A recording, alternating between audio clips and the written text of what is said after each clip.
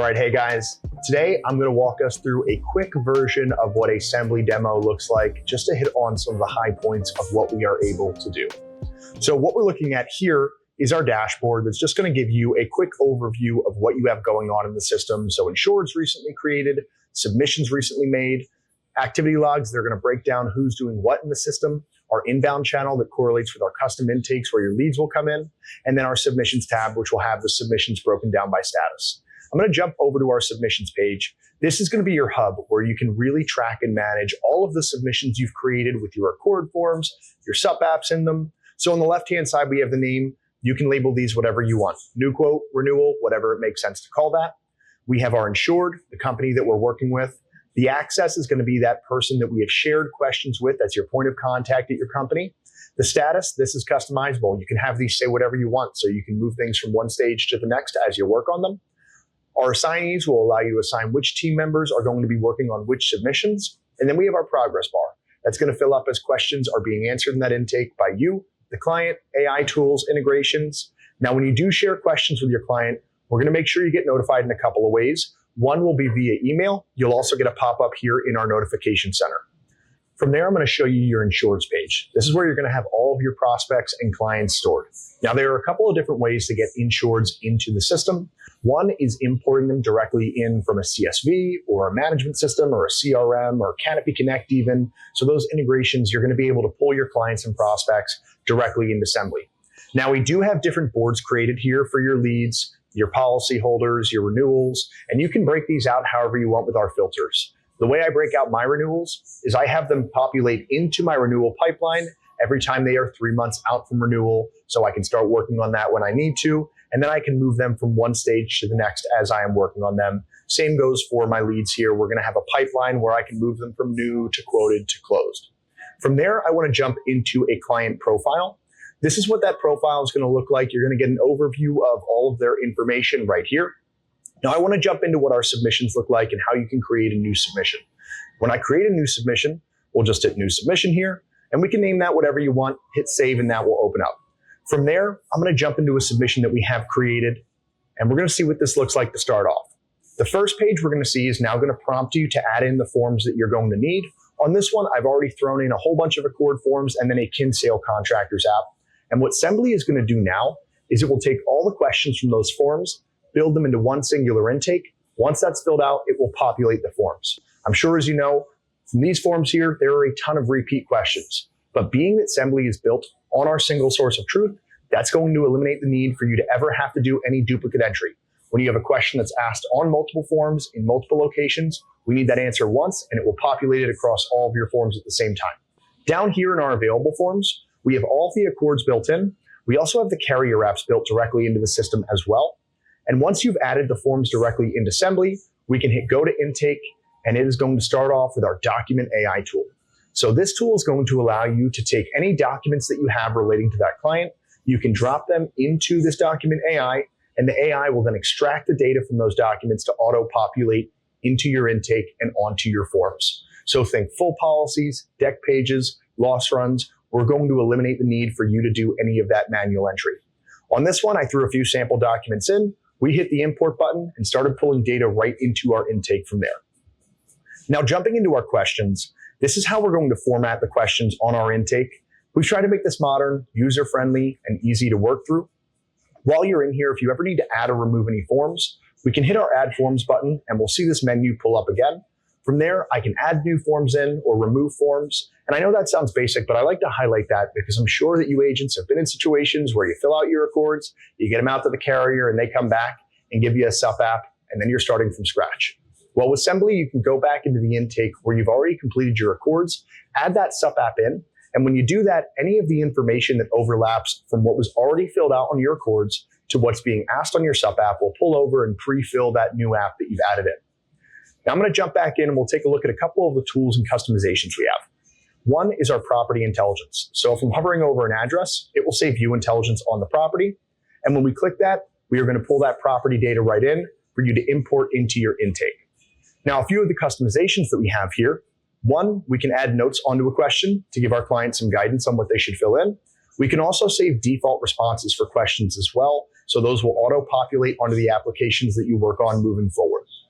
Now, when I want to share questions with my client, there's a couple of ways I can do that. One is going to be assigning questions to that client, and we call that flagging. So I can go through and flag a few questions for the client to review. And when I hit my share button, I can check only share flag questions and choose the contact I want to assign those to. That's going to allow us to send over only the questions that you really need to get out to your client. The other option would be to send a more comprehensive intake, but hide questions you know the client doesn't need to answer. Like, how frequently does the policy need to be audited?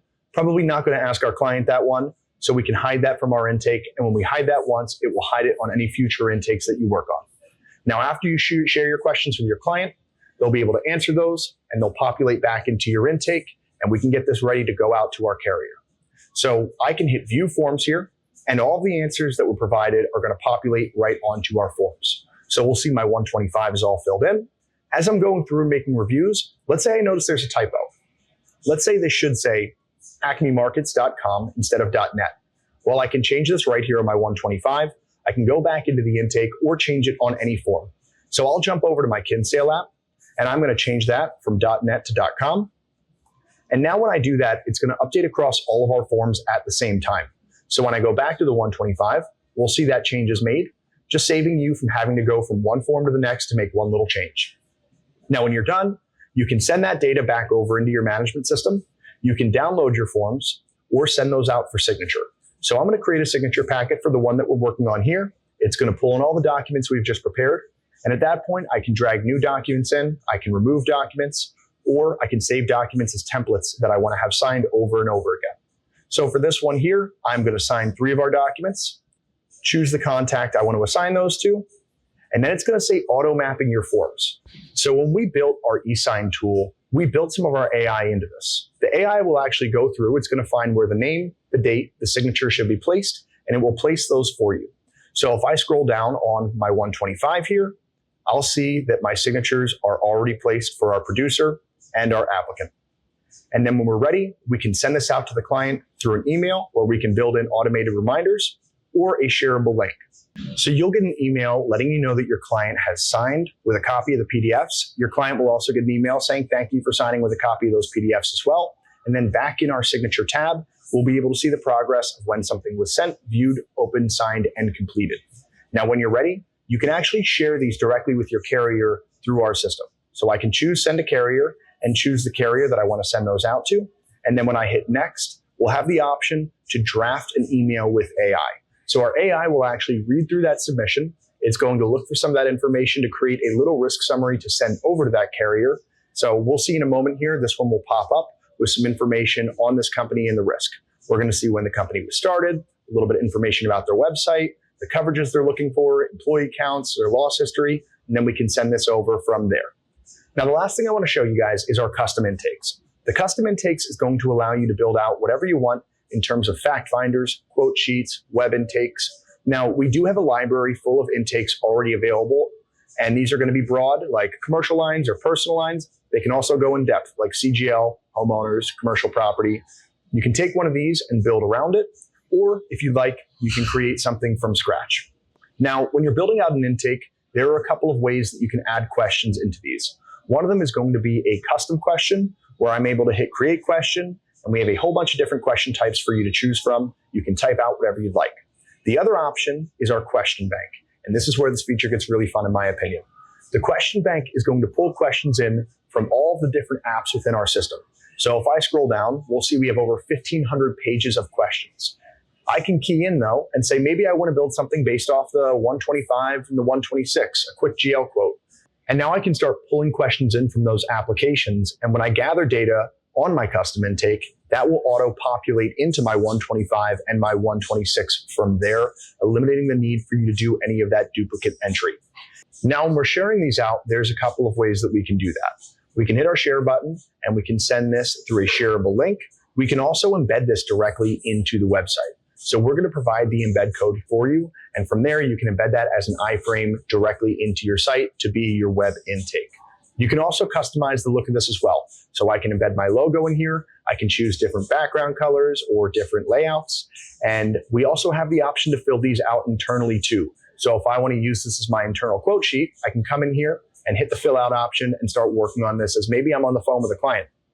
Now, once that's done, that person is going to populate back into Sembley as a lead for you, which at that point you can send them into your management system, your CRM, or move them from stage to stage in your pipeline.